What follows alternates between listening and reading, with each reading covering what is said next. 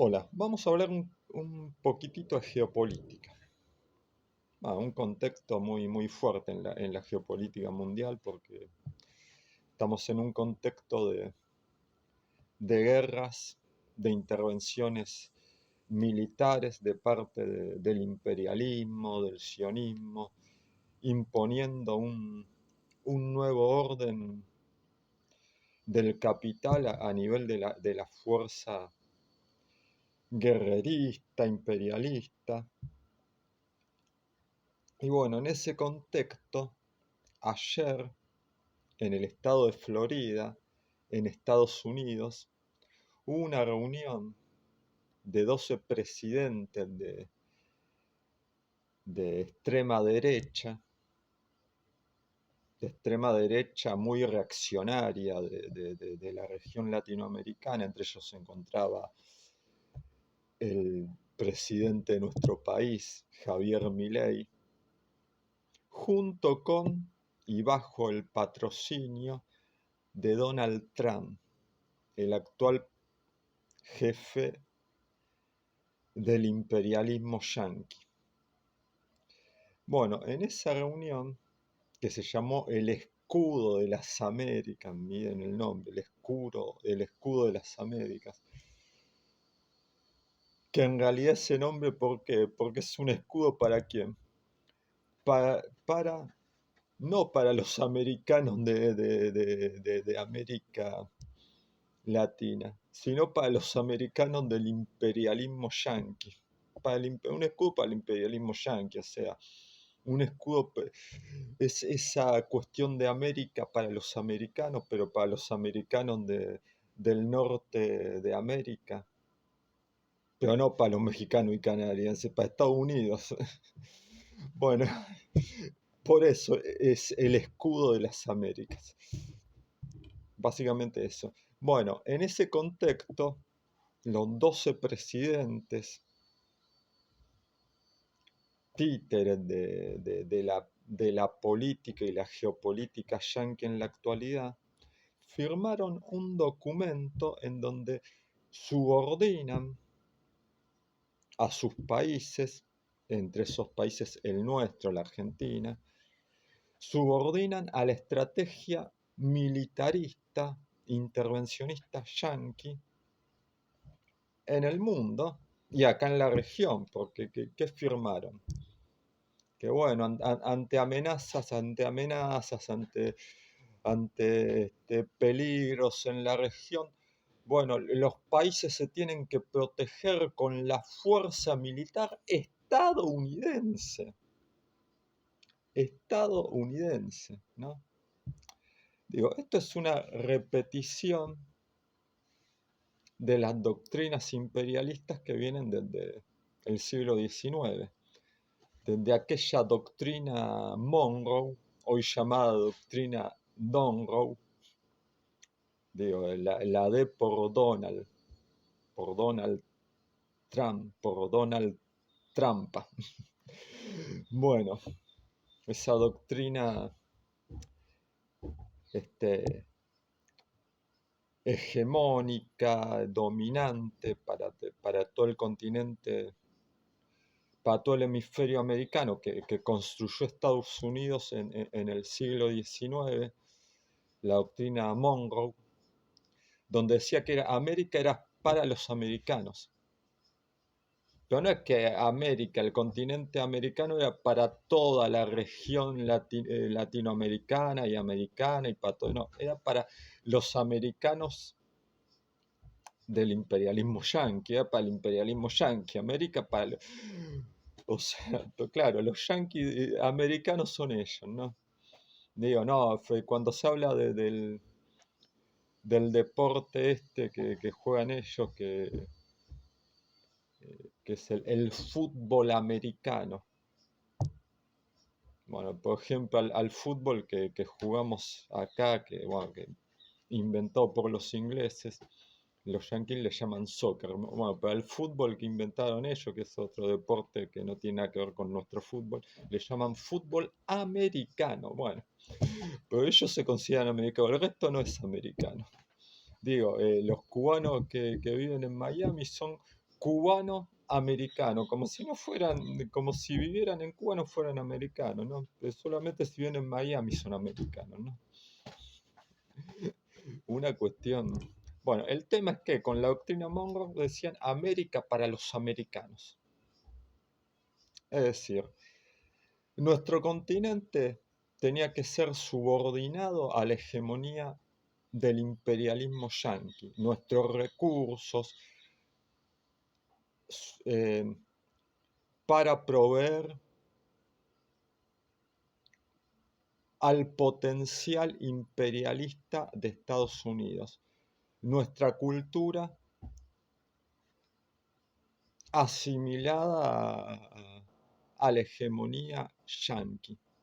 O mejor dicho, los yanquis imponiendo su cultura sobre la nuestra. Bueno, América para los americanos, esa es la doctrina Monroe. Pero ¿qué era además? Era proteger sus intereses vitales, su seguridad nacional, pues siempre ponen esa palabrita, siempre ponen esa frase, intereses vitales, seguridad nacional. ¿Para qué? Para protegerse de amenazas externas. ¿Cuáles amenazas externas tenía Estados Unidos en 1823, por ejemplo? No, eran las potencias europeas que se estaban imponiendo en la región frente a la caída del imperialismo, o mejor dicho, el colonialismo español. Por ejemplo, Inglaterra, o sea, Estados Unidos empezaba a originarse como imperialismo de a poquito, y el mayor competidor era el imperialismo inglés, los piratas, que ya estaban eh, influyendo en nuestro hemisferio.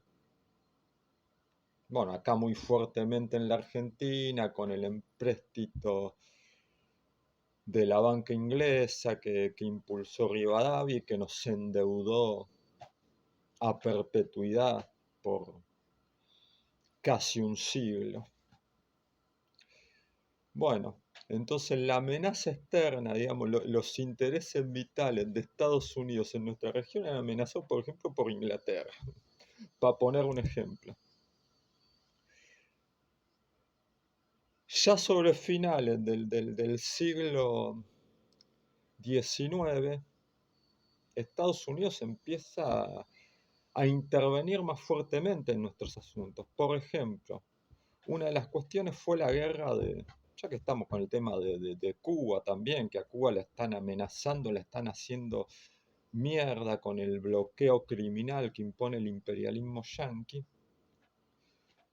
con este bloqueo criminal, energético. Bueno, en el año 1898, en Cuba se estaba por producir la independencia cubana del colonialismo español. Recordemos, Cuba desde 1868, con Carlos Manuel de Céspedes a la cabeza, empieza toda una lucha independentista, después sigue Antonio Maceo, después sigue Agramonte, después sigue una personalidad de la cultura, de la literatura, prácticamente un referente, uno de los primeros referentes antiimperialistas que tuvo nuestra región, que se llamó José Martí, que había vivido en Estados Unidos y había dicho: yo estuve en el monstruo y conozco sus entrañas y no quiero que América Latina y que Cuba sea absorbida por ese imperialismo, por esa cultura, sea avallazada por esa cultura. Y en un libro que se llama Nuestra América plantea todas esas cuestiones y polemiza con una personalidad también, un intelectual muy, muy, muy, muy importante de la época, argentino, educador argentino, impulsor de la educación pública argentina, llamado Domingo Faustino Sarmiento. Bueno, que Sarmiento obviamente tenía esta visión de civilización y barbarie, esta visión europizante del mundo, yanquilizante del mundo, o sea, una visión diferente a la que planteaba Martí. Entonces Martí polemizaba con Sarmiento y decía, no quiero que América Latina sea absorbida por el imperialismo estadounidense. Entonces, la lucha de Martí no fue solamente, la lucha de Martí, iniciada en 1895, la última etapa de la independencia cubana, iniciada en 1895, no fue solo una lucha contra España, sino contra el imperialismo yanqui. Bueno, Martí muere en combate y 3 años más tarde, en 1898, cuando se estaba por dar la independencia cubana, ¿qué pasa? Estados Unidos provoca un autoatentado contra una embarcación propia, contra el vapor Maine, el Maine o el Maine, como quieran pronunciarlo o llamarlo. Bueno, Estados Unidos provoca ese autoatentado y le echa la culpa a España de eso e interviene en Cuba. Interviene en Cuba y frustra la independencia cubana. Pues Estados Unidos empieza la guerra contra España y bueno, y se impone la guerra contra España y después, bueno, Estados Unidos declara la independencia de Cuba, de España, y e impone un protectorado en Cuba, impone una constitución, impone una república e impone una doctrina que era la doctrina, o mejor dicho, una enmienda impone, la enmienda Platt. Bajo esa enmienda, Estados Unidos empieza a intervenir en Cuba militarmente e impone una base hasta el día de hoy, que hasta el día de hoy está en una base, digo, usurpa un espacio del territorio cubano de la provincia de Guantánamo, impone la base militar y naval de Guantánamo, que hasta el día de hoy sigue ahí, porque Estados Unidos hace oídos sordos eh, de los reclamos que desde que Cuba se independizó definitivamente de los yanquis en el año 1959 con la revolución de Fidel Castro y el Che Guevara. O sea, Cuba le hace reclamos a Estados Unidos para que para que desmantele la base militar de Guantánamo y le devuelva ese pedazo de territorio a Cuba. Y Estados Unidos hace oídos sordos, ¿no? Bueno, pero el tema es que ahí es cuando de alguna manera comienza la doctrina Monroe en América Latina, también junto con la intervención en Cuba en 1898, se da la anexión de Puerto Rico. Antes, no en América Latina, sino más lejos de América Latina, se da la colonización de Hawái. Bueno, ya empieza todo un movimiento de ascendencia imperialista en América Latina. El tema que, claro, las intervenciones yanquis se han repetido a lo largo de los tiempos en nuestro continente y en el mundo también. Recordemos que a partir de la Segunda Guerra Mundial, bueno, Estados Unidos se, se profundiza en su poder militar, obviamente bajo el pretexto de luchar contra el cuco del comunismo. Primero era el cuco del comunismo. Hoy ya no existe más el comunismo, entonces, digo, no es que no exista más el comunismo, para el lenguaje del imperialismo no existe más el comunismo. Existimos los comunistas igualmente, muchachos, y los marxistas. A pesar de las crisis que vivimos en nuestra ideología desde el colapso de la gloriosa Unión Soviética, seguimos resistiendo y en la lucha. Pero bueno, El tema es que el pretexto ya a partir de la segunda mitad del siglo XX era el comunismo. ¿Y cómo inició esa lucha contra el comunismo en Estados Unidos? Tirando dos bombas atómicas, Hiroshima y Nagasaki. Y después viene la guerra de Corea, y después viene la guerra de Vietnam, y en nuestro continente empiezan los golpes militares y las intervenciones militares. Y empieza la intervención en Guatemala en el año 1954, por ejemplo. Y empieza toda una guerra genocida en Guatemala. Y en el año 59 triunfa la Revolución Cubana y Estados Unidos otra vez viene con la palabrita mágica, la seguridad nacional. Bueno, esto que se firmó ayer nos recuerda a las palabras, me hizo acordar a algo. Con respecto a la Revolución Cubana en los años 60.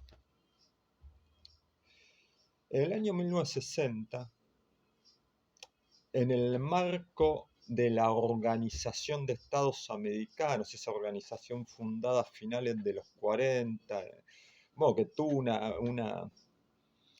una asamblea inicial en Bogotá, en Colombia, que ahí, digamos, y hubo mucha resistencia, incluso en esa lucha, en esa resistencia en Colombia, en Bogotá, había un joven que se llamaba Eliezer Gaitán, que un joven progresista, antiimperialista, que fue asesinado por la CIA. Y bueno, todo eso desencadenó el Bogotazo. No, en esa lucha también del Bogotazo estuvo Fidel Castro luchando con los estudiantes y con los jóvenes colombianos y con los jóvenes latinoamericanos en toda esa lucha contra la formación, la conformación de la Organización de Estados Americanos. Bueno, y se fundó algo que después lo iba a fundamentar un canciller cubano, que lo iba a bautizar así, un canciller cubano, en una reunión que se da en el año 1960. ¿Qué pasó en el año 1960? En un contexto de guerra fría, de que Estados Unidos luchaba contra el comunismo y todo eso, bueno, ¿qué sucedió ahí? En un contexto en que en Latinoamérica estaba la Revolución Cubana. Bueno, en San José, Costa Rica, hubo una reunión de la Organización de Estados Americanos y todos los cancilleres de América Latina, salvo el canciller cubano, todos los cancilleres de América Latina firmaron un proyecto de militarización del continente a manos de Estados Unidos, que es lo que se firmó ayer en ese escudo de las Américas. ¿Y qué dijo el canciller cubano, que fue el canciller de la dignidad latinoamericana, que se llamaba Raúl Roa, un intelectual marxista en su momento, un tipo que inspiró a Fidel Castro en su juventud? Bueno, Raúl Roa, el canciller de la dignidad cubana, el canciller de la dignidad latinoamericana, el primer canciller de la Revolución Cubana, bueno, rechazó toda esta política intervencionista en la región porque, claro, era una política para cubrir los intereses vitales, los intereses hegemónicos, la seguridad nacional del imperialismo yanqui en Latinoamérica. ¿Que para qué lo hacía?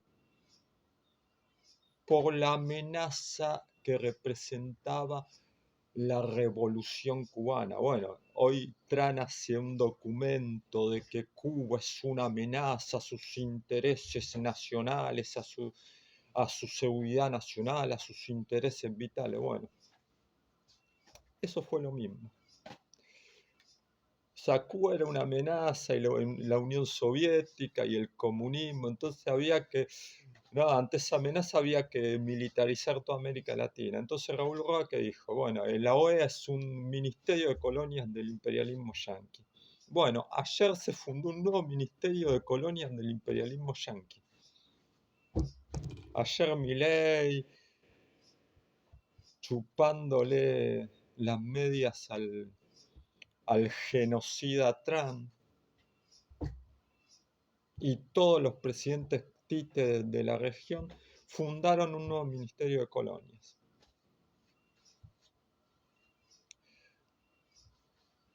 Para proteger los intereses de la seguridad nacional del imperialismo yanqui y para que el imperialismo yanqui militarice todos sus intereses, que son los recursos naturales, el agua dulce, el litio, el petróleo, que no, el poco petróleo que ya queda, o sea, que queda para unos cuantos años, para algunos cuantos años, y que en 100 años o más se acaba, pero que Estados Unidos los quiere para, para potenciar sus intereses vitales. Y fundan una nueva doctrina de la seguridad nacional, así como, bueno, ya hablé de esa reunión, bueno, esa reunión que también tuvo una respuesta muy digna del heroico comandante de los pueblos latinoamericanos y del mundo llamado Fidel Castro, cuando firmó la primera declaración de La Habana y se la presentó al pueblo y el pueblo la votó de manera directa en la Plaza de la Revolución en el año 1960, cuando Fidel rompe en público este pacto que se había dado de todos los gobiernos latinoamericanos con el imperialismo yanqui en el contexto de la OEA en San José de Costa Rica. Esta nueva doctrina de la seguridad nacional, inaugurada en ese momento por la doctrina Eisenhower. Después Kennedy, que invadió Cuba, bueno, que la revolución cubana lo sacó en 72 horas en Playa Girón, le dio una patada en el culo a los mercenarios gusanos. Bueno, Kennedy fundó nuevas doctrinas de seguridad nacional. Primero fue la doctrina de la contrainsurgencia, acompañada por algo que se llamó la Alianza para el Progreso, y después ya con Lyndon Johnson, el presidente que se impuso luego de que la CIA lo asesinó a Kennedy. Lyndon Johnson hizo otro documento más llamado Doctrina de la Seguridad Nacional. Y con esa doctrina de la seguridad nacional después vino el Plan Cóndor, primero con los Onganía,